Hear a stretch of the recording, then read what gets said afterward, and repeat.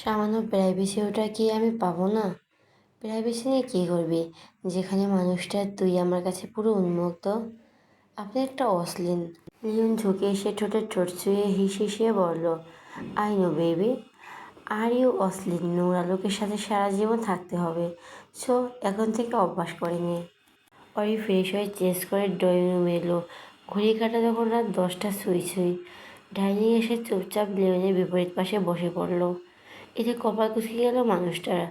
তবে কিছু না বলে কোলের উপর বসে থাকা নিজের অংশকে খাইয়ে দেওয়ায় মনোযোগী দেয়। ওই প্লেটে খাবার নিয়ে চুপচাপ খেতে শুরু করলো। লুহান খাওয়ার মাঝে বলে উঠল, ড্যাড, আমরা ঘুরতে যাব না? লিওন টিস্যু দিয়ে ছেলের ঠোঁটের কোণের খাবার মুছে দিয়ে ধীরে কণ্ঠে বলল, যাবো তো সোনা, তবে এখন নয়, কাল। কেন? লিওন এক পলক তাকিয়ে ওরই দিকে তাকিয়ে ছেলের মুখে মাংসের টুকরো দিয়ে স্বাভাবিক গলায় বলল, একটা দুষ্টু ইঁদুরকে শায়েস্তা করতে হবে। এতদিন তোমার ড্যাডকে খুব জ্বালিয়েছে, তো আজ সেই ইঁদুরকে সুদে আসলে ফিরিয়ে দেওয়ার সময় এসেছে। ছোট্ট ছেলেটার মধ্যে তেমন কিছু দেখা গেলেও না, ওরই খাবার গলায় আটকে গেল। সে কাছে কাছে দ্রুত পানির গ্লাস নিয়ে এক নিঃশ্বাসে পুরোটাই শেষ করে দিল। রুহন বিচলিত কণ্ঠে বলল, are you okay mom?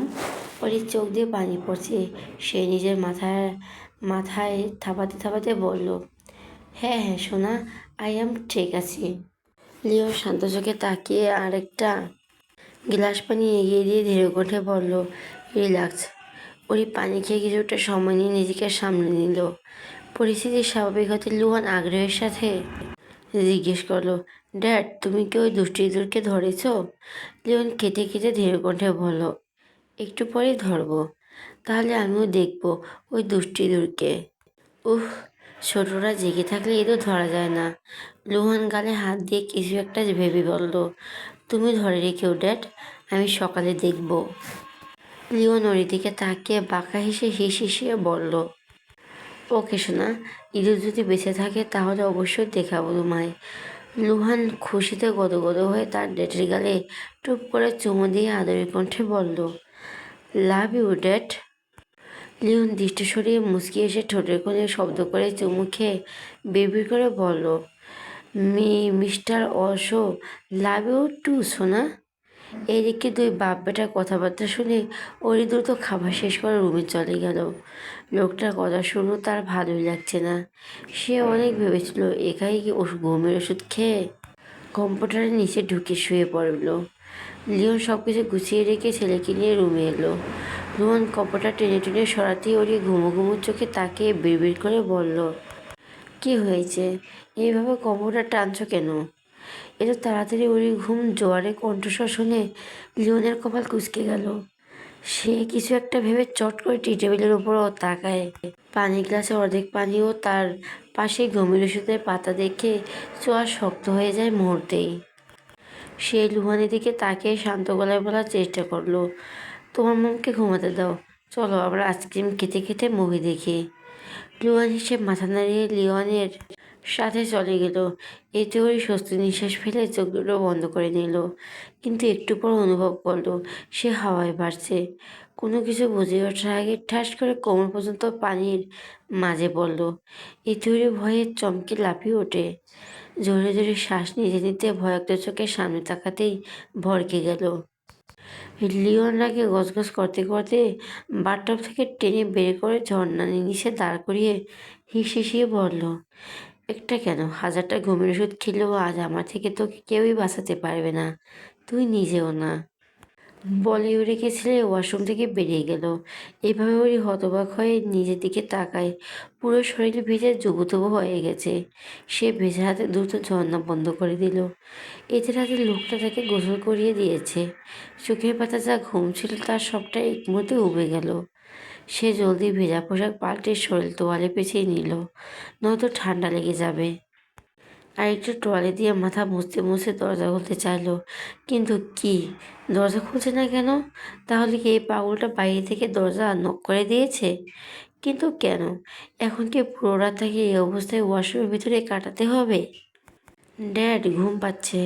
Leone ছেলেকে বুকের মাঝে নিয়ে মাথায় হাত বুলিয়ে দিতে দিতে বলল, ওকে ঘুমাও শোনা, লুহান পিতার বুকের মাঝে মুখ গুজে চোখ দুটো বন্ধ করে নিল এবং কয়েক মিনিট পর ঘুমিয়ে গেল। ছেলের ভারী নিঃশ্বাসের শব্দ পেয়ে ল্যাপটপ অফ করে সোফায় থেকে উঠে পড়ল। ছেলেকে নিয়ে রুমে গিয়ে নতুন তুলতুলে বিছানার মাঝে ছোট্ট শরীরটাকে শুয়ে দিয়ে কম্পিউটার টেনে কপালে ঠোঁট ছুঁয়ে দিল। তারপর রুমের লাইট অফ করে ড্রিম লাইট জ্বালিয়ে হেঁটে গিয়ে ওয়াশরুমের দরজা খুলে ওরই দাঁড়িয়ে থেকে সাপের মতো ফুটছে। তাকে দেখতে পেতেই হাতের তোয়ালে ছুঁড়ে মারল তার মুখের ওপর। দাঁতের দাঁত চেপে বলে উঠল, শয়তান কোথাকার। লিওন মাথার উপর থেকে তোয়ালে সরিয়ে ফুলের ছুরি মেরে এগিয়ে এসে এক ঝটকায় ওরিকে কাঁধে তুলে নিল। পিছনে ঘুরে বড় বড় পা ফেলে চলে যেতে থাকে। ওরি ফুস করে শ্বাস ফেলে বিড়বিড় করে বলল, এখন কি ট্রেন থেকে আমার নিচে ফেলতে চাচ্ছিস? নো।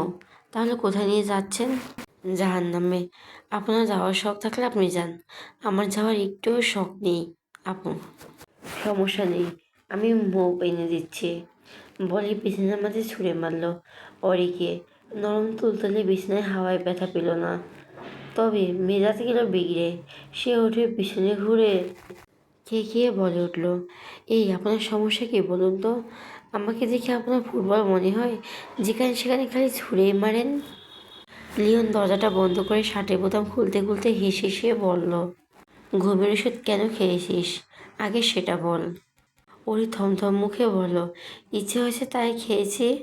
লিওন শার্ট খুলে ছুঁড়ে ফেলে দিয়ে বেল্ট খুলতে খুলতে এগিয়ে এসে বাঁকা হেসে বলল, ওকে সুইটার্ট, এখন আমার তোকে খেতে ইচ্ছে করছে, সো আই টেস্টিং ইউ। ওরি দ্রুত নিজেকে চাদরের সাথে পেঁচিয়ে নিয়ে চিল্লিয়ে বলে উঠল, একদম আমার কাছে আসবেন না, নয়তো নয়তো কীভাবে বুঝতে পারছে না, তাই সে নিজেকে পেঁচিয়ে পুচিয়ে মটকে মেরে পড়ে রইল। এইভাবে কিছুক্ষণ থাকার পরে যখন লিওন শ্বাসশব্দ পেল না, তখন সোজাই মাথা উঁচু করে দেখার চেষ্টা করলো, কিন্তু রুমে কোথাও দেখতে পেল না। ভুরু কুঁচকে গেল। সে চাদর টেনে টুনে কোনো মতে খুলে উঠে বসলো। তারপরে খেয়াল করলো তার অপর পাশেই উবুর হয়ে শুয়ে আছে লিওন। এটা দেখে দীর্ঘশ্বাস ফেলে কাছে গিয়ে উন্মুক্ত পিঠের ওপর শুয়ে দুহাত জড়িয়ে ধরলো। পিঠের মাঝে নাক ঘেঁষে বিড়বিড় করে বলল, লুহান কোথায়? ওকে আমার মতো কোনো ওয়াশরুমে আটকে রেখেছেন নাকি? লিওন দুহাত বালিশে খামচে ধরে ধীরে কণ্ঠে বলল, আমার পিঠের ওপর থেকে নাম। আগে বলুন আমার ছেলে কোথায়? রুমে ঘুমিয়ে আছে। পরে কিছুটা অবাক হয়ে জিজ্ঞেস করলো, এত তাড়াতাড়ি কিভাবে ঘুমিয়ে গেল? লিওন পিঠের উপর থেকে ওরিকে ঠাস করে পাশে ফেলে দিয়ে আবার উবুড়োই শুয়ে পড়ল। ওরি আবারও পিঠের উপর শুয়ে দুহাত জড়িয়ে ধরল বুকের কাছটায়। বলুন তো এত তাড়াতাড়ি কিভাবে ঘুমিয়ে গেল? নাকি ঘুমের ওষুধ খাইয়ে দিয়েছেন? তোর মতো ব্রেনলেস নই আমি, তাহলে কিভাবে ঘুম পাড়ালেন? চিনির বদলে দুটো মধু দিয়েছিলাম, এটা খাওয়ার পরে ঝিমাতে ঝিমাতে ঘুমিয়ে গেছে। ওরি হাসবে নাকি কাঁদবে ঠিক বুঝে উঠতে পারল না, তবে সে প্রসঙ্গ পাল্টে ধীরে কণ্ঠে বলল, আমি আপনার ওপর রেগে আছি, আই নো, এই জন্যই তোকে এখানে নিয়ে আসা। একটু থেমে পুনরায় বলল, ওই দিন তোকে বাধা দেওয়া উচিত হয়নি আমার, তবে এটাও চাইনি কারো খারাপ নজর তোর উপর পড়ুক। আমি দেশে নেই যে সব সময় সব কিছু জানতে পারবো। আমার সাধ্যের মতো তোদেরকে প্রোডাক্ট করার জন্য করি। আগের বার গার্ড থাকা সত্ত্বেও তোকে কিডন্যাপ করা হয়েছিল, ওই বাসটাগুলো তোকে হার্ট করেছে। ভুলবশত তখন যদি উল্টোপাল্টা কিছু করে বসতো, তাহলে হয়তো আমি প্রোটেক্ট করতে পারতাম না, কারণ তোর খোঁজ পেতে অনেকটা দেরি হয়ে যায়। তাই আমি দ্বিতীয়বারের জন্য কোনো রিস্ক নিতে চাইনি। টেডি বিয়ে বিয়েবাড়ি মানে লোকজনে ভরপুর, সেখানে গার্জের চোখের সামনে কতক্ষণ থাকতে। শিয়াম থাকতো নিজেদের বিয়ে নিয়ে ব্যস্ত, রাকিব হয়ে থাকতো নিজের সন্তান নিয়ে ব্যস্ত, রিকিও তখন থাকতো না। ধরো সেখানে একটা ঝামেলা হয়ে গেল, তখন নিজেকে ও ছেলেকে কীভাবে সামলাতে? এটা তুইও ভালো করে জানিস। তুই যেখানে যাস সেখানে একটা না একটা মুসিবত তৈরি হয়। হয়তোবা ভুল ভাবতে পারিস আমি তোকে নিয়ে একটু বেশি ওভার থিঙ্ক করছি, এতে আমার বিন্দুমাত্র আফসোস নেই। শুধু তুই কেন, এই পুরো পৃথিবীর মানুষও যদি এটা ভাবে তাহলে আই ডোন্ট কেয়ার, কারণ ফিউচারের চেয়ে হাজার গুণ বেশি তোকে নিয়ে ভাবতে পারি। আর এসবের জন্য একবার কেন, তুই লাখোবারে যদি আমার উপর রাগ অভিমান করিস তাহলে আমার কোনো আপত্তি নেই। স্বামীর বলা প্রতিটি কথা খুব মনোযোগ সহকারে শুনল ওরি, তবে প্রত্যুত্তরে লিওন তপ্ত শ্বাস ফেলে আবারও ধীরে কণ্ঠে বলল, আমি একেবারে তোর সব স্বাধীনতা কেড়ে নিয়ে টেডি বিয়ার, কিছু কিছু জিনিসে তোকে ছেড়ে দিয়েছি। পরি কপাল কুঁচকে গেল। সে জানতে চাইল, কি স্বাধীনতা দিয়েছিস শুনি? এই যে তুই ছেলেকে স্কুলে নিয়ে যাওয়ার বাহানা দিয়ে এবং নিজে আসার বাহানা করে ওই বিচ্ছুশালী সাহেবের সঙ্গে টই টই করে ঘুরে বেড়াস, রাস্তা খোলা ময়লা মাছি ভরা খাবারগুলো গিলিস, তারপর পেট খারাপ হলে সেটা আবার আমারই কাছে লুকিয়ে রাখিস। স্কুলের পাশে পার্কে গিয়ে বন্ধু বান্ধবীদের সাথে ঘন্টার পর ঘন্টা আড্ডা দিস, গাছদের চোখ ফাঁকি দিয়ে ঘুরতে যাস। তোদের তুলে ওই শয়তানটাকেও নিয়েছিস। দুই বোন মিলে রিক্কিকে ইমোশনাল ব্ল্যাকমেল করে বাচ্চাদের নিয়ে সিনেমা দেখতে গিয়েছিস। ওই গাধাটাও আমার পারমিশন ছাড়াই তোদের নিয়ে ঘুরতে যায়। এইবার বোনের সাথে বাজি ধরে ফুচকা খেতে গিয়ে গলায় আটকেছিস। রিক্সায় করে ঘোরার সময় একটা অ্যাক্সিডেন্ট করতে করতে বেঁচে গিয়েছিস। তারপর থেকে ছোট বোনকে নিয়ে আর রিক্সায় ওঠার সাহস করিসনি। এই একটা মাসে আমার অবর্তমানে কী কী করেছিস সেগুলো বলতে শুরু করলে রাত পার হয়ে যাবে। তার চেয়ে বড় কথা হলো, কেউ একজন প্রমিস করেছিল আমার অবাধ্য হবে না। তাহলে এসব কি তার ভূত কিংবা যমজ বোনই সে করেছে? ওটির গলা শুকিয়ে কাঠ হয়ে যায়। একই সঙ্গে বিস্মিত হয়, এই লোকটা সব কিছু জানলো কিভাবে? তাহলে কি আড়াল থেকে কেউ নজর রাখে? উনি ধরা পড়ে শুকনো ঢোক গিলে সুর সুর করে পিঠের উপর থেকে নেমে এলো। আপাতত এখান থেকে যেতে পারলে বাঁচে, নয়তো সাইকোটার আবার কখন জানি মাথায় পোকাগুলো কিলবিল করে ওঠে। তবে তার মনের আশায় এক বালতি জল ঢেলে দিয়ে হ্যাঁচকা টেনে বিছানায় ফেলে গায়ের উপর উঠে এলো লিওন। নিজের শরীরের সমস্ত ভার ছেড়ে দিয়ে গিরিবাদ এসে মুখ ডুবিয়ে ছোট্ট ছোট্ট আকারে চুমু খেতে লাগলো। ওরই চোখ দুটো বন্ধ করে বিছানার চাদর খামচে ধরে ঘন ঘন নিঃশ্বাস ফেলতে থাকে। একসময় অনুভব করলো শরীর থেকে তোয়ালে খুলে গিয়েছে, তবুও সে আর কোনো বাধা দিল না, বরং স্বামীর কোমল ঠোঁটের স্পর্শগুলো অনুভব করতে থাকলো। অর্ধাঙ্গিনীর শরীরের প্রতিটি ভাঁজে ভাঁজে নিজের অষ্টদয় অধিকার ভুলিয়ে ক্ষান্ত হলো লিওয়ান। মাথা তুলে এক পলক কাঁপতে থাকা রমণীর দিকে তাকিয়ে এগিয়ে এসে গলায় মুখ ডুবিয়ে আবারও নিজের শরীরের সমস্তবার ছেড়ে দিল ছোট্ট ঢেউটির উপরে। ঘাড়ের নাক ঘাসাঘাসি করতে করতে হিসেসিয়ে বলল, এতে এতে দোষ করার পরেও তোকে আমি কিছুই বলিনি, আর না বাধা দিয়েছি। তবে আজ তুই একটু শাস্তি রিজার্ভ করিস। এইদিকে ওর অবস্থা নাজেহাল, পুরো শুনে কাঁপছে। একদিকে নারী সবল অনুভূতি ও অন্যদিকে চোখ দুটো ভারী হয়ে আসছে। এখন নিজের উপরে রাগ হচ্ছে ভীষণ। কেন যে তখন ওষুধ খেতে গেল? এখন ভুলবশত ঘুমিয়ে পড়লে আবারও এই রাতের বেলা তাকে পানিতে চুবিয়ে দিবে এই লোকটা। দেখা যাবে রাগের মাথায় ড্রেসের ওপর থেকে ফেলে দিল। তার এসব ভাবনার মাঝে ঘাড়ে চিনচিনে ব্যথা অনুভব করে চোখ দুটো মেলে তাকায়। মুখ দিয়ে আর্তনাদ বের হবার আগেই সেখানে উষ্ণ চুমুতে ভরে দিল লিওন। ওই মাথা অন্য পাশে কাত করে সাপের চাদরের দিকে তাকিয়ে থেকে কাঁপা কাঁপা গলায় জানতে চাইল, কী শাস্তি দিবেন? লিওন বাঁকা এসে কানে লতিতে ঠোঁট ছুঁয়ে ফিসফিসিয়ে বলল, আজ তোকে নিয়ে এক ভিন্ন জগতে যেতে চাই। অতীতে এই বিষয়ে বিশেষ মুহূর্তে শুধুই আমার হিংস্রতা অনুভব করেছিস। আমার একটা ভুলের জন্য তুই দিনের পর দিন মৃত্যুর সমান কষ্ট পেয়েছিস। আমি হয়তো সেগুলো তোর ব্রেন থেকে মুছে ফেলতে পারবো না। তবে আজ এই মুহূর্তে তোকে এক সুখের রাজে ভাসিয়ে সুখের রাজে নিয়ে যেতে চাই। এতদিন আমার হিংস্রটা দেখেছিস, কিন্তু আজ আমার গভীর ভালোবাসাটাও দেখবি। তুই যেই সুখ কখনো কল্পনা করিসনি, সেটা শাস্তি হিসাবে তোকে এই মুহূর্তে দিতে চাই। সো মাই ডিয়ার ফাঙ্কিং ওয়াইফে, তুই কি আমার এই শাস্তি গ্রহণ করতে প্রস্তুত? কথাগুলো শুনে ওরের শরীর শিউরে উঠল। সে চোখ দুটো বন্ধ করে জোরে জোরে শ্বাস নিয়ে লজ্জারাঙা মুখে সামান্য মাথা নাড়ায়, যার অর্থ হ্যাঁ। লিওন ঠোঁট কামড়ে হেসে গলায় নির্মমভাবে মুখ ডুবিয়ে দিতে দিতে হিসিয়ে বলে উঠল, চল তাহলে মেতে ওঠা যাক এ কাদিম খেলায়। সময়ের সঙ্গে পাল্লা দিয়ে লিওন আদরের গভীরতা থেকে গভীর হতে ওর চোখের কুনির বেয়ে 2 ফোঁটা নোনা অশ্রুজল গড়িয়ে পড়ল। তবে সেটা কষ্টে কিংবা দুঃখের নয়, বরং সুখের। আজ তাদের এই গভীর মিলনের মাঝে নেই কোনো ঘৃণা, নেই কোনো মনের কষ্ট, নেই কোনো প্রতিশোধের নেশা, নেই কোনো রাগ ক্ষোভ, নেই কোনো ধরনের হিংস্রতা। যদি কিছু থাকে তাহলে সেটা শুধুই ভালোবাসা। নিউইকে আর সূর্যের দেখা মেলে না। পুরো শহর জুড়ে ছেয়ে আছে হালকা কুয়াশাচ্ছন্ন শীতার্ত দিন। পেন্ট হাউসের একটা বিশাল বহু রুমে সফেদ রঙা নরম তুলতুলে বিছানার মাঝে ঘুমিয়ে আছে এক রমণী, যার মমির মতো শরীরের তুলোর চেয়েও পাতলা একটা কালো রঙের জর্জের শার্ট রয়েছে। দুধে আলতা শরীরের মাঝে কালো রঙটা বেশ মানিয়েছে। শার্টের দুটো বোতাম খোলা থাকায় অভ্যন্তরীণ সৌন্দর্য ফুটে উঠেছে।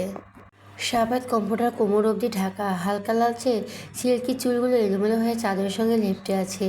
লাইটের আবছা আলোয় ঘুমন্ত রমণীকে বড্ড আকর্ষণীয় করে তুলছে। কিছু সময় একইভাবে অতিবাহিত হয়ে যাওয়ার পর মেয়েটি হালকা নড়েচড়ে উঠল। ওরই ঘুমো ঘুমো চোখে উঠে বসলো। আশেপাশে একবার চোখ বুলিয়ে নিজের দিকে তাকায় এবং শার্ট দেখে ভুরু কুঁচকে গেল, কারণ এই জর্জেট পাতলা ফিনফিনে লেডিস শার্টই ওই দিন শপিং মলে দেখেছিল, যেটা ছবি তুলে ওনাকে হোয়াটসঅ্যাপে পাঠিয়ে মজা করেছিল। কিন্তু এখন যে অশুভ লোকটা সত্যি সত্যি এই শার্ট নিয়ে তাকে আবারও পরিয়ে দিয়েছে। ওই তপ্ত শ্বাস ফেলে সংবেদনশীল হাতে শার্টের বোতামগুলো লাগিয়ে বিছানা থেকে নামতে খেয়াল করলো দরজা খুলে লিওন ভেতরে প্রবেশ করছে। কটা বাজে? ওরই চুলগুলো হাত খোপা করতে করতে জানতে চাইলো। লিওন অপলক দৃষ্টিতে তাকিয়ে দেখে হেঁটে আস্তে আস্তে বিড়বিড় করে বলল, দুপুর 2টা। ওরই খুব বেশি অবাক হলো না, কারণ সে এমনিতেই মনে মনে ধারণা করেছিল। তাই সে আর কথা বাড়িয়ে সামনের দিকে পা বাড়াতেই লিওন সামনে এসে পথ আটকে দাঁড়ায়। এতে ভোর কুঁচকে গেল। ওরই মাথা তুলে সামনের দিকে তাকায় এবং দেখে লিওন তীক্ষ্ণ দৃষ্টিতে তার অপদমস্তক পর্যবেক্ষণ করে চলছে। এটা খেয়াল করে ওরই বেশ লজ্জা পেল। সে নিজেকে গুটিয়ে নিয়ে তড়িঘড়ি করে বলে উঠল, একদম এভাবে তাকাই থাকবেন না আমার দিকে। লিওন ভুরু গুছিয়ে জানতে চাইল, কেন? ওরই এত তাকিয়ে ধীরে কণ্ঠে বলল, আমার লজ্জা করছে। লিওন শব্দ করে হেসে নিজেদের মাঝখানে দূরত্ব ঘুচিয়ে দিয়ে ওরই কোমর চেপে ধরে নিজের সঙ্গে ঘনিষ্ঠ করে নিয়েছে। তারপর প্রিয়তমার দিকে ঝুঁকে এসে কানের কাছে মুখ এগিয়ে নিয়ে ফিসফিসিয়ে বলল, এখনও তোর লজ্জা ভাঙতে পারেনি? ওরই ছোটার জন্য হাঁসফাঁস করতে করতে বলে উঠল, ছাড়ুন আমায়, আমি লুহানের কাছে যাব। লিওন ওরই কাঁধের ওপর থেকে শার্ট নামিয়ে উন্মুক্ত গালে মুখ ডুবিয়ে দিয়ে হিসিয়ে বলল, কিন্তু তোর ছেলে তো খেয়ে দিয়ে ভাত ঘুম দিয়েছে। লিওনের ঠোঁটেরও হাটের অবাধ স্পর্শ কেঁপে উঠল ওরই। সে কাঁপা কাঁপা গলায় বলল, আপনার অফিস নেই? সকালে ছেলেকে নিয়ে অফিসে গিয়েছিলাম, একটু আগে ফিরে এসে ছেলেকে গোসল করিয়ে খাইয়ে দিয়ে ঘুম পাড়িয়ে তোর ঘুম ভাঙানোর জন্য এলাম এখানে, কিন্তু এসে দেখি আমার পার্সোনাল ডার্ক চকলেট অলরেডি উঠে গিয়েছে। ও অফিস শান্ত হয়েছিল। তোর ছেলে আর শান্ত, পুরো অফিস টই টই করে ঘুরে আমাকে জ্বালিয়ে খেয়েছে। ওকে এক জায়গাতে কিছুতে বসিয়ে রাখতে পারিনি, এর জন্য আমি একটা মিটিংও করতে পারিনি। মাঝপথে ক্যান্সেল করে তোর ছেলেকে নিয়ে চলে এসেছি। কয়েক ঘন্টা ভেতরে আমাকে সহ অফিসের সবাইকে নাকি দড়ি দিয়ে ঘুরিয়েছে বজ্জাত ছেলেটা। ওরই শব্দ করে হেসে উঠল, কারণ সে তার ছেলেকে হাড়ে হাড়ে চেনে। চট্টগ্রাম থাকাকালীন নিষ্ঠুরে নিয়ে যাওয়ার পর তাকেও পাগল করে দেয়। এই জায়গায় বসিয়ে রেখে একটু চোখের আড়াল হতেই তার ছেলেটা ওখান থেকে হাওয়া হয় পুরো স্টোরের ভেতরে একা একা ঘুরবে, নয়তো বাহিরে এসে হাঁটবে। ছেলেটা এক জায়গায় বেশিক্ষণ বসে থাকতে পারে না। ওরই হাসতে হাসতে বলল, মামুনি বলেছিল আপনিও নাকি ছোটোবেলায় খুব বিচে ছিলেন, কোথাও গেলে কাউকে শান্তিতে থাকতে দিতেন না, এদিক ওদিক পাগলের মতো ঘুরে বেড়াতেন, আর সুযোগ পেলে সবাইকে নাকানি চোবানি খাওয়াতেন। সেখানে লোহান আপনারই রক্ত, আপনার অংশ, তাহলে তো এমন হবেই। এমনকি ও আপনার ফটোকপি হয়েছে। জানেন, মাঝে মধ্যে আমারই সন্দেহ হয় ও আদৌ আমার পেট থেকে হয়েছে নাকি আপনার পেট থেকে হয়েছে। এটা নিয়ে আমি এখনও কনফিউজড।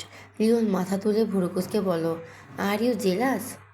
ওরই সোজাসাপটা জবাব দিল, অবশ্যই জেলাস। ওকে আমি আমার গর্ভে 9 মাস 15 দিন রেখেছি, জীবনের বাজি রেখে তাকে পৃথিবীতে নিয়ে এসেছি। কিন্তু ও কী করলো? পুরোটাই আপনার মতো হয়েছে।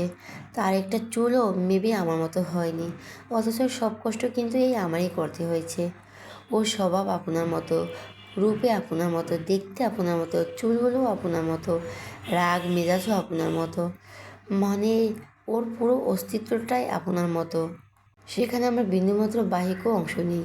বলি ওরই ঠোঁট উল্টালো। বইয়ের এত অভিযোগ শুনে ভাষা হারিয়ে ফেলল লিওন।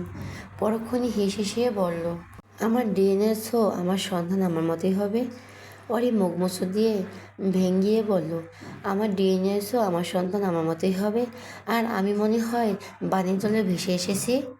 বানের জলে নয়, এখন ভাসবে আমার সাথে শোকের সাগরের ঢেউয়ের মাঝে। বলে ওরিকে ধাক্কা মেরে বিছানার মাঝে ফেলে দিল। লিওনের কাছে ওরই হকচকে গেল। তড়িঘড়ি করে ওঠার আগে লিওন নিজের গায়ের টি শার্ট খুলে ছুঁড়ে ফেলে তার উপরে ঝাঁপিয়ে পড়ল। এটা কিন্তু ঠিক না।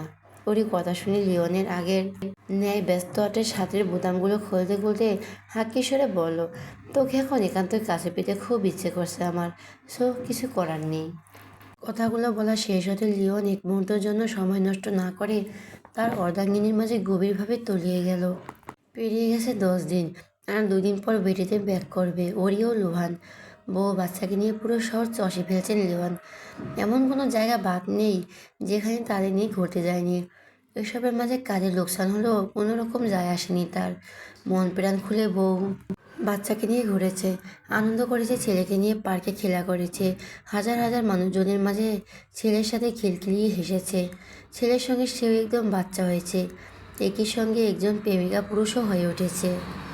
ছেলের সাথে সাথে বউয়ের সঙ্গে বেশ জমিয়ে প্রেম করেছে কদিন। লিওনের কাছে এই 10টা দিন সবচেয়ে বেশি খুশির দিন ছিল। জীবনের বেস্ট মুহূর্তগুলোর সাথে পরিচিত হয়েছে। তার জীবনে হয়তো আর কোনো আফসোসই নেই, কারণ পরিস্থিতি তাকে একটু বেশিই শোক দিয়েছে। ঘড়ি কাটায় তখন রাত 12টা ছুঁই ছুঁই। আবছা আলোর মাঝে ড্রয়িং রুমে বসে থেকে স্বামীর জন্য অপেক্ষা করছে অরি। তার দৃষ্টি বারবার এসে দরজা দিকে নিবদ্ধ হচ্ছে। মানুষটা তাদের জন্য সব কাজ স্থগিত করে সময় দিয়েছে, যার কারণে কাজের চাপ আরও বেড়েছে। আর সারাদিন তাহাদেরকে বাহির থেকে ঘুরিয়ে নিয়ে এসে পেন্ট হাউসে রেখে অফিসের দিকে দৌড় দিয়েছে, এখনও পর্যন্ত ফেরেনি। ওর তো মনে মনে ঠেকে করে নিয়েছে, সব ঝামেলা মিটে দেশে একবার ফিরলেই আর এখানে আসতে দেবে না। এ তো কাজ করার কোনো দরকারই নেই। একটা মানুষ নিজের একটা পেশা সামলাতে হিমশিম খায়, আর এই লোক 2 পেশায় নিজেকে জড়িয়ে রেখেছে। সে যে কোনোভাবে এই দেশের অফিস থেকে ওনাকে বের করাবেই। বিডিতে ডাক্তারি করা বাদ দিয়ে অন্য দেশে এসে কাজের চাপে মরছে। এইভাবে অহেতুক ছুটির পর ছুটি নেওয়ার ফলে একদিন দেখা যাবে ডাক্তারি লাইসেন্সই সাসপেন্ড করে দিয়েছে। নিজ হাসপাতাল হয়েছে বলে কি সবসময় নিজ মর্জি মতো চলবে নাকি? আশ্চর্য! এইবার এটার একটা না বিহিত করতে হবে তাকে, না হলে এই লোকটা শুধরাবে নয়। 2 নৌকা পা দিয়ে চলা সে বের করে ছাড়বে। এসব ভাবতে ভাবতে সময় গড়িয়ে যায়। ঘড়ির কাঁটা যখন একটা ঘরে পৌঁছায় তখন লিওন দরজা খুলে ক্লান্ত শরীর ভেতরে প্রবেশ করে। ড্রয়িং রুমে নিজের অর্ধাঙ্গিনীকে দেখে সব ক্লান্তি যেন হাওয়া হয়ে গেল। সে হাতে থাকা ফাইল ও কোট সোফায় রেখে কাছে এসে প্রিয়তমার শাড়ির আঁচল ভেদ করে কোমর চেপে ধরে জড়িয়ে ধরল। উন্মুক্ত ঘাড়ে মুখ ডুবিয়ে লম্বা লম্বা শ্বাস নিয়ে নিজেকে রিল্যাক্স করার চেষ্টা করলো। ওরই কিছু না বলে চুপচাপ দাঁড়িয়ে থাকে। পুরো পেন্ট হাউস জুড়ে পিনপিন নীরবতা চলছে। ড্রয়িং রুম থেকে শুধু 2টো মানুষের শ্বাস প্রশ্বাসের শব্দ ভেসে আসছে। তাদের মাঝে নীরবতা ভেঙে ওরই ধীর কণ্ঠে বলল, অনেক রাত হয়েছে, ফ্রেশ হয়ে আসুন, আমি খাবার বাড়ছি। লিওন কাঁধে নাক ঘষতে ঘষতে বিড়বিড় করে বলল, খিদে নেই। বাইরে থেকে খেয়ে এসেছেন? নো। তাহলে? এমনি। ওরই চুপ হয়ে গেল। লিওন কিছুক্ষণ জড়িয়ে ধরে থেকে সোজা হয়ে ঝুঁকে এসে অর্ধাঙ্গিনীর কপালে ভালোবাসার পরশ এঁকে দিয়ে জানতে চাইল, আমার ছোট্ট জানটা ঘুমিয়ে গেছে? হ্যাঁ। তোর মতো আমার জন্য অপেক্ষা করছিল? হ্যাঁ। খেয়েছে? আর তুই? উহ, কেন খাসনি? এমনি। লিওন কিছুক্ষণ শান্ত চোখে তাকিয়ে থেকে প্রিয়তমার লোভনীয় ওষ্ঠদ্বয় আঁকড়ে ধরল। এতে ওরই সামান্য হকচকিয়ে উঠে দুহাত স্বামীর বুকে কাজে শার্টের অংশে খামচে ধরে চোখ দুটো বন্ধ করে নেয়। 10 মিনিট পর ছেড়ে দিয়ে লিওন চোখ মুছে ধীর কণ্ঠে বলল, খাবার রেডি কর, আমি ফ্রেশ হয়ে আসছি। বলে সে ফাইল ও কোট নিয়ে বড় বড় পা ফেলে রুমের দিকে চলে গেল। আর ওরই জোরে জোরে শ্বাস ফেলে নিজেকে সামনে নিয়ে ড্রয়িং রুমে লাইট জ্বালিয়ে রান্নাঘরে দেখে যায়। রুমে প্রবেশ করতে ড্রিম লাইটের আবছা আলোয় ঘুমান্ত ছেলের মাসুম চেহারাটা দেখে চোখের সামনে ভেজে উঠল। লিওন মুচকে এসে বিছানার কাছে এসে নিজের অংশকে আদর করে দিল। তার কলিজার টুকরোটা আর মাত্র 2 দিন থাকবে তার কাছে। এটা ভাবতে মনটা খারাপ হয়ে গেল লিওনের। এখানে হাসি খুশিতে কাটানো প্রতিটি মুহূর্তগুলো খুব মিস করবে। পেন্ট হাউসে ফিরে যখন আর নিজের ছোট্ট পরিবারকে দেখতে পাবে না, তখন নিশ্চয়ই বুকের ভেতরটা হাহাকার করে উঠবে। লিওন একটা দীর্ঘশ্বাস ফেলে ছেলে পুরো চেহারায় আবারও ঠোঁট ছুঁয়ে দিল।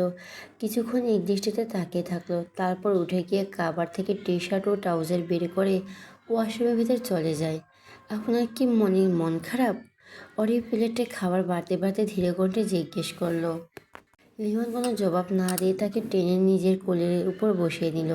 তারপর কাজলরাঙা চোখের দিকে তাকিয়ে থেকে স্বাভাবিক গলায় বলল, আমি এখানে যতদিন আছি ততদিন তোরাও থেকে যা। ওরই সরু চোখে তাকে বের করে বলল, এখানে থাকার কথা ছিল 10 দিন, কিন্তু থাকলাম আজ দিয়ে 12 দিন। আবার 2 দিন থাকবো, তাহলে 14 দিন হবে। আর এখন বলছেন পুরো মাসটাই থেকে যা। লিওন মাথা নিচু করে ঠোঁটের কোণে চুমু খেয়ে ধীর ছোট্ট করে বলল, সম্ভব নয়, লুহানের স্কুল রয়েছে। কথাটি বলে হাত ধুয়ে মাংসের ঝোল নিয়ে ভাত মেখে লিওনের মুখের সামনে ধরল। অর্ধাঙ্গিনীর চুপচাপ অর্ধাঙ্গিনীর হাত থেকে ভাতের লোকমা মুখে তুলে নিল। ওরই মুচকে এসে নিজেও এক লোকমা খেলো। ভাত চিবোতে চিবোতে বলো, আমি জানি আপনার কেন মন খারাপ, তবে এটার একটা উপায় রয়েছে আমার কাছে। লিওন ভুরুকুচকে জানতে চাইল, কী উপায়? এখানকার সব কিছু ছেড়ে দিয়ে একেবারে দেশে ফিরে চলুন। মুখে বললে কি সব হয়ে যায়? আপনি চাইলেন সব সম্ভব? লিওন কিছু না বলে চুপ করে বসে থাকলো। ওরিও আর কিছু বলল না, চুপচাপ দুজনে খেয়ে উঠে পড়ল। ভোর 5টা বেজে 20 মিনিট। অর্ধাঙ্গিনীর মসৃণ দেহে নিজের অধিকার ফলিয়ে আবেশের চোখ দুটো বন্ধ করে শুয়ে আছে লিওন। হাত বাড়িয়ে সাবেদ কম্বলটা টেনে নিয়ে দুটো অনাবৃত শরীর ঢেকে নিল। স্বামীর নগ্ন বুকের মাঝে চুপটি করে পড়ে আছে ওরি। রুমে এসে থাকা সত্ত্বেও মেয়েটি ঘেমে একাকার হয়ে আছে। আঁখি জোড়া বুঝে লম্বা লম্বা শ্বাস নিয়ে নিজের ক্লান্তি দূর করার চেষ্টা করলো। লিওন চোখ মেলে তাকিয়ে ধীরকণ্ঠে বলল, আজকে একটু বেশি কষ্ট দিয়ে ফেললাম। ওর লজ্জায় খানিক নড়েচড়ে উঠল। অন্তরঙ্গতার পর সে মানুষটার দিকে লজ্জায় তাকাতে পারে না। তার উপর বেহায়া নির্লজ্জ কথাবার্তা তো আছেই। সে বুঝতে পারে এই অসভ্যটা ইচ্ছে করে এসব করে এবং তাকে লজ্জায় ফেলে দেয়। তাকে চুপ থাকতে দেখে লিওন আবারও বলে উঠল। অরিমাথা সোজা করে বুকের মাঝে থুতনিতে ভর দিয়ে লিওনের দিকে তাকায়, তারপর ধীর কণ্ঠে বলল, বিটি থেকে আসার সময় আমি নিয়ে এসেছি। ওরই স্বাভাবিক গলায় বলা বাক্যগুলো শুনে লিওন কিছু সময় চেয়ে থাকলো। তার উপর উপরের দিকে দৃষ্টি নিবদ্ধ করে বিড়বিড় করে বলল, বাট আমার প্রিন্সেস চাই। আমার একটু সময় প্রয়োজন। কতদিন? এই ধরুন 3-4 বছর। ততদিনে লুহানো বড় হয়ে যাবে। একটাকে নিয়ে হিমশিম খাচ্ছে, সেখানে আরেকটা ভেবে নো ওয়ে। লিওন ঠোঁট কামড়ে চুপ থেকে বলে উঠল, ঠিক আছে, তোর যত বছর সময় নেওয়ার প্রয়োজন নেই। আমি আর কোনো রকম বাধা দেব না। ওরি মুচকি হেসে বলল, থ্যাঙ্কস। লিওন চোখ দুটো বন্ধ করে গম্ভীর কণ্ঠে বলল, ঘুমা। অরি মিনমিন করে বলল, এইভাবে? হ্যাঁ, এভাবেই। 2 দিন পর ওরই ছেলেকে নিয়ে বেডে ফিরে এলো। ছেলেটা মন খারাপ করলেও কান্না করেনি। লিওন বলেছে যতটা দ্রুত সম্ভব সে কাজ শেষ করে ফিরে আসবে তাদের কাছে। এয়ারপোর্ট থেকে তাদেরকে রিক্কি রিসিভ করে। এতদিন পর বোন ফিরে এসেছে, তার জন্য অনু ও লিও মেশনে হাজির। বউ বাচ্চাকে ড্রপ করে রিক্কি অফিসে চলে গেল। আমেরিকা থেকে আসার সময় লিওন অনেক শপিং করে দিয়েছে বাচ্চাদের জন্য। 2 লাগেজ ভর্তি চকলেট, খেলনা, পুতুল, নতুন গেমস সেট, আরও অনেক কিছু। অনুর হবু বেবির জন্য অনেক কিছু পাঠিয়েছে। লিওনের মতে এবার ছেলেবাবু হবে, তাই সে নিজের পছন্দ মতো সব কিছু নিয়েছে। ওর নিজের জন্য, অনুর জন্য, লিজার জন্য সমস্ত মেয়েলি জিনিসপত্র নিয়েছে। সব কিছু ড্রয়িং রুমে বসে থেকে খুলে খুলে দেখছে ওরিও অনু। আর লুহা, নিকি ও লিজা চকলেট খাচ্ছে। ওর বন্ধুবান্ধবদের জন্য গিফট বক্স এনেছে, সেগুলো সে আগামীকাল পাঠিয়ে দেবে। আপু, তোমার চোখের নিচে বাজেভাবে ডার্ক সার্কেল পড়েছে, তুমি এই আইসক্রিম ইউজ করো। অনু স্কিন কেয়ারের প্রোডাক্টগুলোর মাছ থেকে আই ক্রিম বের করে বড় বোনের দিকে দিল। অরি চুপচাপ সেটা নিয়ে নিল। এই যে কয়েকদিনের মাঝে লাস্ট কবে একটু শান্তিতে ঘুমিয়েছি সেটাই মনে নেই। ওখানে যাওয়ার পর ঘুম নামা কোনো বস্তুই তার কাছে ঘেঁচতে পারেনি। অবশ্য এর পিছনে অশুভ লোকটাই দায়ী। তাকে একটা রাতও ঘুমাতে দেয়নি, যার কারণে চোখের নিচে কালি পড়ে গেছে। এসব ভেবে তপ্ত শ্বাস ফেলে বিড়বিড় করে বলল, নতুন আবহাওয়ার সাথে মানিয়ে নিতে কিছুক্ষণ দেরি হয়েছিল। সমস্যা নেই আপু, তুমি এটা দাও, ঠিক হয়ে যাবে। ওরি কিছু না বলে শুধু মাথা নাড়িয়ে সম্মতি দিল। সব কিছু গুছিয়ে নিয়ে সবার সাথে দুপুরে খাবার খেয়ে নিল। অনু আসার সময় রান্না করে নিয়ে এসেছিল। এতে ওরি কিছুটা হলেও হাঁপ ছেড়ে বাঁচে। তার শরীরটা এমনিতে দুর্বল হয়ে পড়েছে, তার উপর লং জার্নি করে ফিরে এসেছে। এত ক্লান্ত শরীরে রান্না করা অসম্ভব হয়ে যেত। সে তো মনে মনে ঠিক করে রেখেছিল এখানে এসে বাইরে থেকে খাবার অর্ডার করে নেবে, কিন্তু সেটা আর করতে হয়নি। তার ছোট বোনটা সব কিছুই সামনে নিয়েছে। খাওয়া দাওয়ার পালা শেষ করে ওরি নিজের রুমে এসে সোজা শুয়ে পড়েছে। তার স্বামীর শরীর আর চলছে না, একটা লম্বা ঘুম দিতে পারলেই শান্তি। অনু বড় বোনের ডিস্টার্ব করলো না। বাকি তিনজন সদস্য ভাত ঘুমে পাড়িয়ে দিয়ে সেই নিচে এসে এক বক্স আইসক্রিম নিয়ে সোফায় বসে থেকে কোরিয়ান ড্রামা দেখতে থাকলো।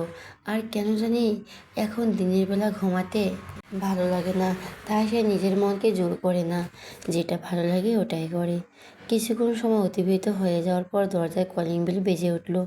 অনু মুখ ভর্তি আইসক্রিম নিয়ে ভুরু কুচকে ঘড়ির দিকে তাকায়। দুপুর 1:35। এই সময় আবার কে আসবে সেটা ভাবতেই সে উঠে গিয়ে দরজা খুলে দেয়। আপনি? স্বামীকে দেখে অনুর কপাল কুঁচকে গেল। রিকি ভিতরে প্রবেশ করে ধীর কণ্ঠে বলল, আমি আসবো না তো কে আসবে? কি তোমার প্রেমিকা আসবে? অনু দরজা বন্ধ করে ভেতরে এসে বলল, আপনার বদলে আমার প্রেমিকা এলে হয়তো খুশি হতাম। রিকি জোয়ার শক্ত করে বলল, তাহলে ওই প্রেমিকার সাথে তোকেও বিনা টিকিটে উখান্ডায় পাঠিয়ে দিতাম। অনু সোফায় বসে আইসক্রিম খেতে খেতে শোধালো, এই সময় এখানে কেন? রিকি কোট খুলে সোফার উপর রেখে বলল, ভাবিজান কোথায়? আপু ঘুমাচ্ছে। তোমার আপু রুমে গিয়ে দেখো, আলমারির মধ্যে একটা রেড রঙের ফাইল রয়েছে, ওটা নিয়ে এসে দাও। আজ সন্ধ্যায় একটা ডিল সাইন করতে হবে, তখন ফাইলটার প্রয়োজন। আচ্ছা, আমি এনে দিচ্ছি। অনু উঠে সিঁড়ি বেয়ে উপরে চলে গেল। রিকি ভুরু কুচকে টিভির দিকে তাকায়। তখন ড্রামাতে নায়ক নায়িকা কিস করার মতো চলছিল। এটা দেখে আরও ভুরু কুচকে যায়। সে নজর সরিয়ে দোতলা নিবদ্ধ করে। অনু ফাইল নিয়ে হেঁটে আসছে। এটা? অনু নিচে এসে সামনে ফাইলটা ধরে। রিকি ফাইল নিয়ে ঘুরে কাগজপত্র চেক করে ধীর কণ্ঠে বলল, লাঞ্চ করেছেন? অনু আর কিছু না বলে চুপচাপ দাঁড়িয়ে থাকলো। রিকি আশেপাশে তাকিয়ে সোফার উপর থেকে কোট নিয়ে দরজা দিকে এগিয়ে যেতে যেতে শান্ত গলায় বলল, এসো। অনু পিছু পিছু এগিয়ে গেলে দরজা লাগিয়ে দেওয়ার জন্য। চোখাটে আসতে রিকি পিছনে ফিরে হ্যাঁচকা টানে নিজের কাছে নিয়ে এলো তাকে। মেয়েটি হকচকিয়ে উঠে চোখ দুটো বড় বড় করে তাকায়। রিকি কোনো কথা না বলে ঝুঁকে এসে পরম যত্নে প্রিয়তমার ওষ্ঠদ্বয় আঁকড়ে ধরল। স্বামীর স্পর্শে মেয়েটি সামান্য কেঁপে উঠল।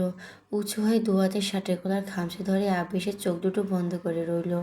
প্রায় 10 মিনিট পর পেশির ঠোঁটে শীতল মিষ্টান্ন উপভোগ করে ছেড়ে দিল। কপালে কপাল ঠেকিয়ে হিস হিসিয়ে বলল, অনেক আইসক্রিম খেয়েছ, আর যেন না খাওয়া হয়, নয়তো ঠান্ডা লেগে যাবে। অনু জোরে জোরে শ্বাস নিয়ে মাথা নাড়ল। রিকি অর্ধাঙ্গিনীর কপালের মাঝে গাঢ় করে ভালোবাসার পরক এঁকে দিয়ে ফিসফিসিয়ে বলল, আজ পেতে অনেক দেরি হবে।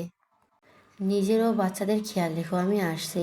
অনু বিনিময়ে মুচকি এসে বলল, আপনিও নিজের খেয়াল রাখবেন, আর সাবধানে ড্রাইভ করবেন। রিক্কি মুচকি এসে অর্ধাঙ্গিনী থেকে বিদায় নিয়ে চলে গেল। তাকে যতদূর পর্যন্ত দেখা যাচ্ছিল ঠিক ততদূর অনু দাঁড়িয়েছিল। গাড়ি ম্যানশন থেকে বের হতেই সে দরজা লাগিয়ে ভেতরে চলে যায়। শিয়াব ও মিমের একসঙ্গে নতুন জীবনে পথ চলার 4 মাস পূর্ণ হয়েছে। প্রথম প্রথম নতুন সংসারে একটু মানিয়ে নিতে অসুবিধা হলেও সময়ের সঙ্গে সঙ্গে সব কিছু স্বাভাবিক হয়ে গেছে। এখন সে ওই পরিবারের সবার কাছে প্রিয় মানুষ হয়ে উঠেছে। নিজের মাকে হারানোর পর ভেবেছিল আর কখনো হয়তো মায়ের আদর ভালোবাসা পাবে না, কিন্তু তার ভাবনা চিন্তাকে ভাগ্য ভুল প্রমাণিত করে দিয়ে শ্বশুর শাশুড়ি রূপে মা বাবা দিয়েছেন। তার মতো একজন ছন্নছাড়াকে আগলে রাখার জন্য একটা মনের মানুষ পেয়েছে। এই কটা মাসে সে বুঝতে পেরেছে একটা পরিবারের ভালোবাসা ঠিক কেমন। নিজের ভাঙাচোরা ভাগ্য নিয়ে আগে কষ্ট পেলেও এখন সে কষ্ট নেই। তাকে তো সুন্দর একটা নতুন জীবন দেওয়ার জন্য উপরওয়ালার কাছে প্রতি রাতে লাখো শুকরিয়া আদায় করে। তার প্রিয় মানুষজন যেন তার পাশে এভাবে সারা জীবন থাকে, এছাড়া তার আর কিছুই চাওয়ার নেই। এই ডিম, কই তুই? আমি অফিসে যেতে লেট হয়ে যাচ্ছে তো। স্বামীর গলার আওয়াজ পেয়ে মেয়েটি রান্নাঘর থেকে এক প্রকার দৌড়ে রুমে এলো। কোমরে দুহাত রেখে হাঁপাতে হাঁপাতে বলে উঠল, কি হয়েছে, কি এভাবে শাড়ির মতো চিল্লাও কেন? শিয়াব শার্টের বোতামগুলো লাগাতে লাগাতে ভোর কুচকে বলল, আমাকে দেখে কি তোর সার মনে হয়? মিম ঠোঁট টিপে হেসে বিড়বিড় করে বলল, নো, হাতির নানা মনে হয়, আর তোকে ঘোড়ার ডিম মনে হয়। মিম আর তর্কে না গিয়ে চুপচাপ এগিয়ে এসে বিছানার উপর থেকে ব্লু রঙের টাই তুলে শিয়াবের গলায় সুন্দর করে বেঁধে দিল। তুইও তৈরি হয়নি। মিম মাথা নেড়ে স্কুলে যাওয়ার জন্য ঝটপট রেডি হয়ে নিল। অন্তবার সবাই থেকে বিদায় নিয়ে ভালোবাসার মানুষটির সঙ্গে বেরিয়ে পড়ল। ড্যাড, তুমি কবে ফিরবে বলো তো? লিওন কিচেনে ব্রেকফাস্ট তৈরি করছিল আর ছেলের সাথে ভিডিও কলে কথা বলছিল। তখন ছেলেটা গোমরা মুখে উপরোক্ত বাক্যটি বলে ওঠে, লিওন নিজের অংশের দিকে তাকিয়ে মুচকি এসে বিড়বিড় করে বলল, খুব শিগগিরই মাই সান। লিওন ঠোঁট উল্টে বলল, নো ড্যাড, তুমি কথা রাখো না। আমাকে বলেছিলে তুমি 3 মাস পর ফিরে আসবে, কিন্তু এখন 4 মাস পার হয়ে যাচ্ছে, তবুও তুমি ফিরছো না। এমন করলে কিন্তু মমকে নিয়ে আমি নতুন ড্যাডির কাছে চলে যাব। ছেলের শেষ বাক্যটি কর্ণপার হতেই চমকে উঠল লিওয়ান। হাতের কাজ ফেলে রেখে ল্যাপটপের সামনে এসে চোখ বড় বড় করে জিজ্ঞেস করলো, নতুন ডেট মানে? কিসের নতুন ডেট? কই থেকে এটা আবার আমদামি হলো? রুহান ঠোঁটের কোণে হাত রেখে ভাবুক হয়ে বলল, মমির যদি আবার বিয়ে হয় তাহলে ওই আঙ্কেল সম্পর্কে আমার নিউ ডেটই তো হবে। লিওনের মাথা যেন বাঁশ ভেঙে পড়ল। সে এক প্রকার চিল্লিয়ে বলে উঠল, তোমার মমের আবার বিয়ে মানে? কী সব বলছো তুমি? আর ওই আঙ্কেল মানে কে? কিছুদিন আগে মম ও মামুনি আমাদের স্কুলে নিয়ে যেত, তখন একজন আঙ্কেল এসে বিয়ের প্রস্তাব দেয় মমকে। উনি ভেবেছিলেন মম সিঙ্গেল। ছেলের কথা শুনে লিওনের মাথায় যেন ঘুরে উঠল। এতদিনের কাজের ঠেলায় পরে সে সবসময় সব কিছুর খোঁজখবর রাখতে পারেনি। এই তো রাশিয়া থেকে ফিরল 2 দিন আগে। এখান থেকে এখন বিটিতে ফেরার পালা। কিন্তু ছেলের মুখে এসব শুনে মনে হচ্ছে এখনই ছুটে চলে যায় বউয়ের কাছে। সঙ্গে রাগ হচ্ছে প্রচুর। ওই বেটার সাহস কত বড়, তার বউকে কিনা দিন দুপুরে বিয়ের প্রস্তাব দিচ্ছে। সে এখন যদি ওখানে থাকতো তাহলে হাড়ে হাড়ে বুঝিয়ে দিত তার বউকে দিকে নজর দেওয়ার ফল কেমন। লিওন নিজেকে সামলে জিজ্ঞেস করলো, তখন তোমার মম কি বলেছে? জানি না। কেন? আমি তো তখন ছিলাম না। ওই নিউ ডেট মমকে আমাদের থেকে কিছুটা দূরে নিয়ে গিয়ে কথা বলছিল। ফেরার পথে গাড়িতে মম ও মামনি এই বিষয়ে কথাবার্তা বলছিল, তখন আমি শুনেছি। লিওন রাগের সোয়াল শক্ত হয়ে উঠল। সে দাঁত কিরমির করে বলল, ওই শয়তানকে যদি তুমি আরেকবার নিউ ডেট ফ্যাট বলেছ তাহলে আই সোয়ার বিড়িতে ফিরে এক থাপড়ে সব দাঁত ফেলে দেব। লুহান মাছি তাড়ানোর মতো করে বিড়বিড়িয়ে বলল, আগে তো দেশে ফিরো পুরাতন ড্যাট, তখন আমি মারবে, নয়তো আমি মমকেই নতুন ড্যাটের কাছে চলে যাব। কারণ তুমি পচা, শুধু শুধু কথা ঘোরাও। নিজের সন্তানের মুখে এমন কথা শুনিয়ে লিওনের কপাল চাপড়ালো। এই ছেলেটার জন্য দেখা যাবে সে একদিন বউকে হারিয়ে দেবদাসের মতো রাস্তায় ঘুরছে। নিজের ছেলে হয়ে কিনা অন্যকে নতুন ডেট বলছে, আর তাকে পুরাতন ডেট বলছে। শেষমেশ দেখা যাবে নিজের বউকে হারানোর পিছনে তার নিজের সন্তানের দুহাত রয়েছে। সে আবারও নিজেকে সামনে নিয়ে আদুরে কণ্ঠে বলল, লিসেন টু মি সোনা, তোমার ডেট একটু পছন্দ না, পরিস্থিতিটাকে পচা বানিয়ে দিচ্ছে, বাট তুমি একদম চিন্তা করো না, আমি এই সপ্তাহের মধ্যেই বিটিতে ফিরে যাব, প্রমিস। লুহান মনে মনে হেসে বাইরে গম্ভীর হওয়ার ভান করে বলল, ঠিক আছে ড্যাড, এই শেষবারের মতো তোমাকে দিলাম একটা সুযোগ। তুমি যদি এইবার প্রমিস না রাখো তাহলে আই প্রমিস মমকে বিয়ে দিব। আমিও তার আঁচল ধরে চলে যাব। তখন তুমি থেকেও সিঙ্গেল হয়ে। লিওন থমথম মুখে নিজের ফটোকপি দিকে তাকিয়ে থাকলো। মনে মনে আওড়ালো, এই কার্বন কপি কি আসলেই তার? কি হয়েছে, আপনি এত রাতে একা একা হাসছেন কেন? অনু 7 মাসের পেট নিয়ে ধীরে ধীরে হেঁটে ব্যালকনিতে এসে দেখলো তার স্বামী একা একা হাঁটছে। এটা দেখে তার ভুরু কুঁচকে যায়। বইয়ের কথা শুনে রিক্কি পাশে ফিরে হাসতে হাসতে বলল, জানো আজ তোমার জিজুর ফটোকপি কি করেছে? উতল হয়ে জানতে চাইল, কি করেছিল? রিক্কি তার অর্ধাঙ্গিনীকে সব কথা খুলে বলে, এবং এটা বলে একটু আগে লিওন ফোন দিয়ে তাকে ইচ্ছে মতো ধুয়ে দিয়েছে। সে থাকতে কিভাবে আরেক বেটা এসে বিয়ের প্রস্তাব দিয়ে যায়, আর এতদিন তাকে কেন বলা হয়নি এই বিষয়ে? সব কিছু শুনে অনুর কপাল কুঁচকে গেল। সে কিছু একটা ভেবে চোখ দুটো ছোট ছোট করে বলল, এর পেছনে আপনার হাত নেই তো? কারণ আমার যতদূর মনে আছে আপু গাড়িতে এই বিষয়ে কোনো কথাই তুলেনি। তাহলে লুহান সব জানলো কিভাবে? এই বিষয়ে প্রস্তাবের কথা আপু, আমি আর আপনি ছাড়া তো কেউ জানে না। তাহলে? রিকি কিছুটা কেসে উঠে একটি তাকিয়ে বিড়বিড় করে বলল, আমি কেন বলতে যাব? আমি মোটেও লুহানকে সব শিখিয়ে দিয়ে নি। তুমি তোমার ড্যাডকে এগুলো বলো, তাহলে দেখবি দেশে ফিরে আসবে। আমি তো মাত্র জানলাম লুহান এসব বলেছে ওর ড্যাডকে।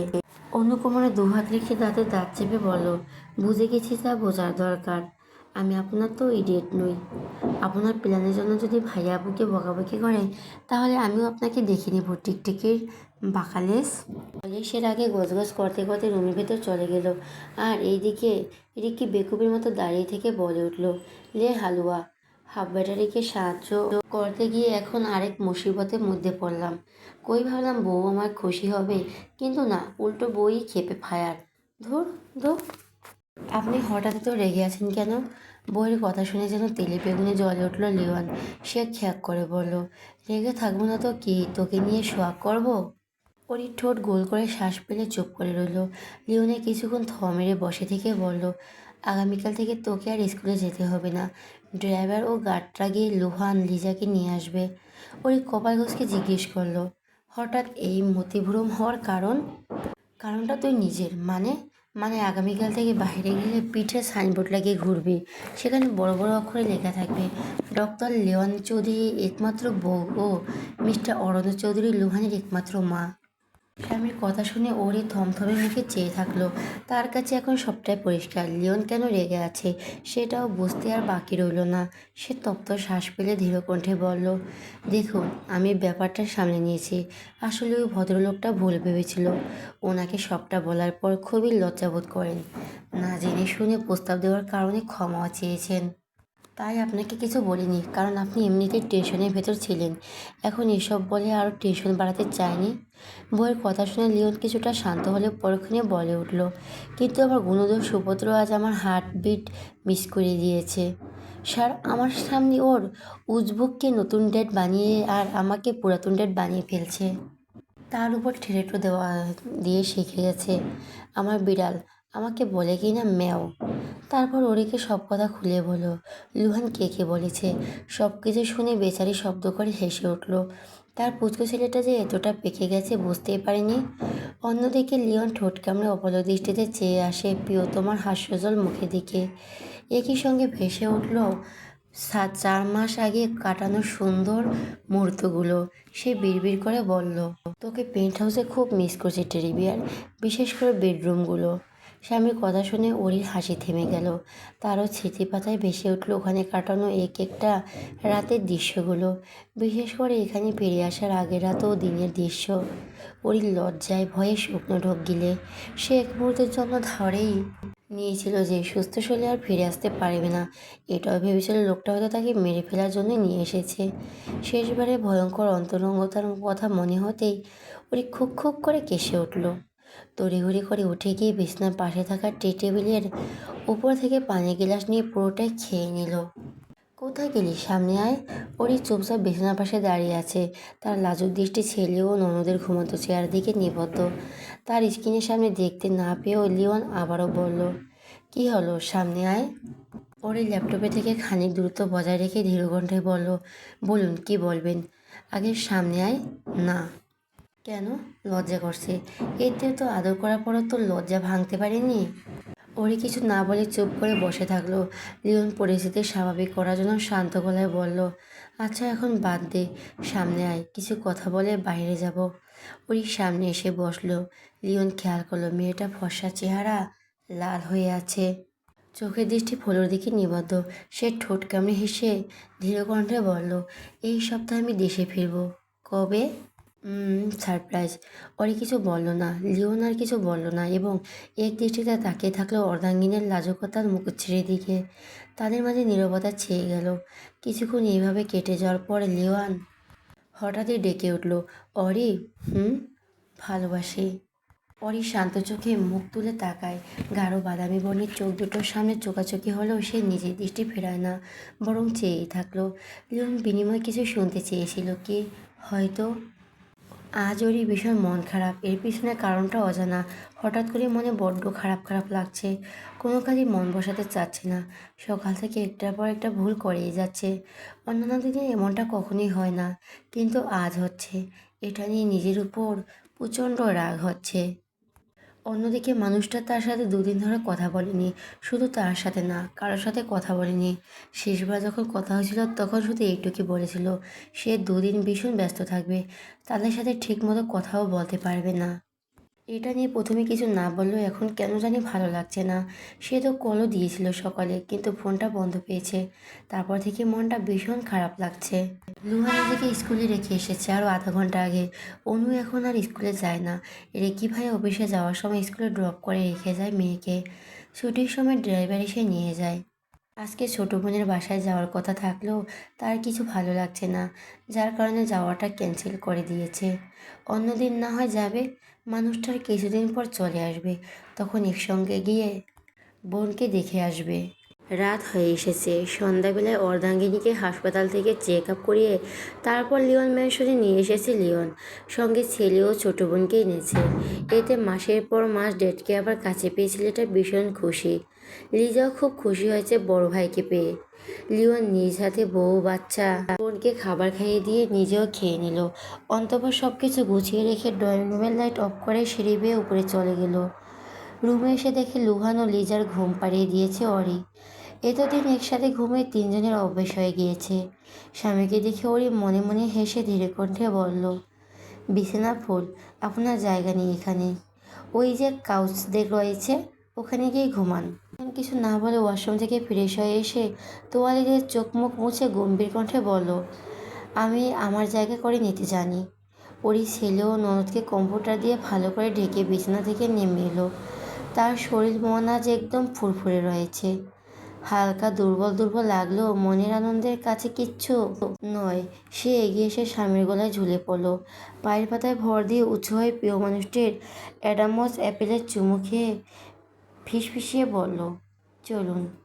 লিও শুকনো ঢোক গিলে নিজেকে সামলে ভুল উঠিয়ে জিজ্ঞেস করলো, কোথায়? পাশের রুমে। কেন? আজ আরিয়ানা চৌধুরী তার স্বামীর ইজ্জত লুটবে তাই।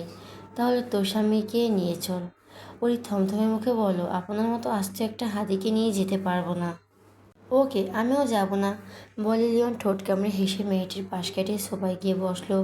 ওরই কোমরে দুহাত রেখে রাগান্বিত চেহারায় স্বামীকে দিকে তাকিয়ে বাছে। সে এখন এই লোককে নিয়ে যাবে কিভাবে? ভালো করে বুঝতে পারছে এই অসব লোকটা ইচ্ছে করে এমন করছে। সেও তো কম না, আজ এর শেষটা দেখেই ছাড়বে। ওরই বিড়বিড় করতে করতে আলমারি থেকে পোশাক নিয়ে ওয়াশরুমে চলে গেল। একটু পর ফিরে এসে ড্রেসিং টেবিলের সামনে দাঁড়িয়ে থেকে ব্ল্যাক জর্জেট পাতলা শাড়িটা পরতে শুরু করলো। একদিকে বইয়ের কার্যকলাপ দেখে লিওন ঠোঁট কামড়ে হাসছে। সে তো এটাই চাচ্ছে, আজ তার বউটা তাকে কাছে টেনে নিক। মেয়েটি এলোমেলোভাবে শাড়ি পরে আঁচলটা কাঁধে তুলে নিল। হালকা লালচে চুলগুলো খুলে চোখে গাঢ় করে কাজল দিল। ঠোঁটে লিপস্টিক দিতে দিতে শুনতে পেল, এত রাতে আমি লিপস্টিক খেতে পারবো না। তবু ওরই গাঢ় করে ঠোঁটে রেড লিপস্টিক দিল। এটা দেখে লিও নাক মুখ কুঁচকে ফেললো। সে লিপস্টিকের ফ্লেভার মোটেও সহ্য করতে পারে না। এটা খুবই বাজে লাগে তার কাছে।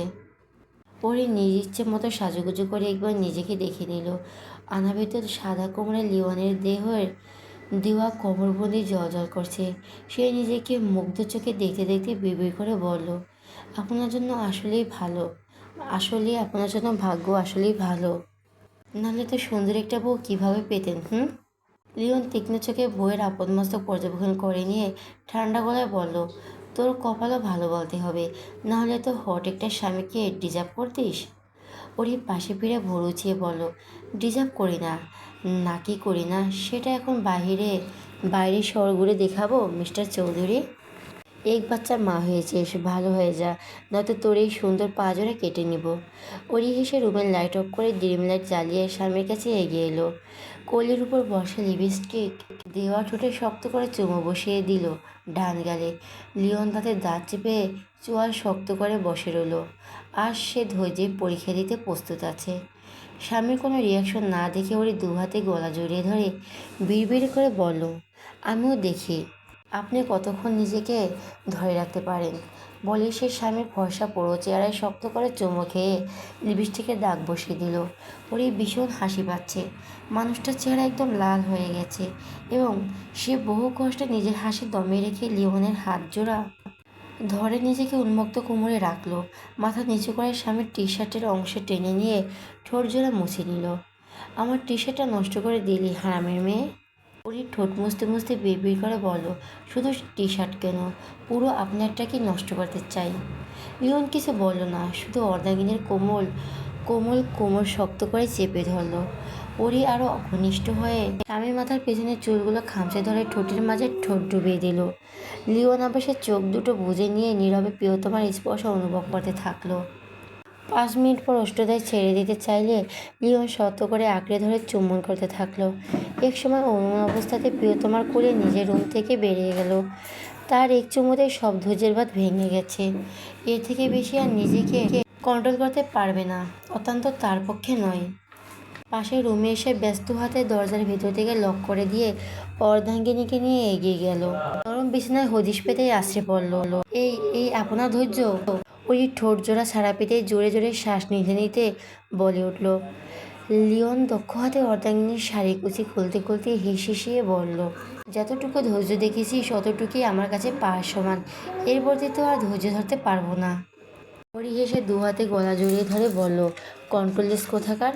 লিওন ঠোঁট কামড়ে এসে একটানে পরনের টি শার্ট খুলে ফিসফিসিয়ে বলল, শুধু তোরই কাছে। কিছু না বলে চোখ দুটো বুজে নিল। অন্তঃপর আজ মন থেকে নিজের স্বামীর কাছে উজাড় করে দিল। অন্তরের অন্তরস্থল থেকে প্রিয় মানুষটিকে স্বইচ্ছায় গ্রহণ করে নেয়।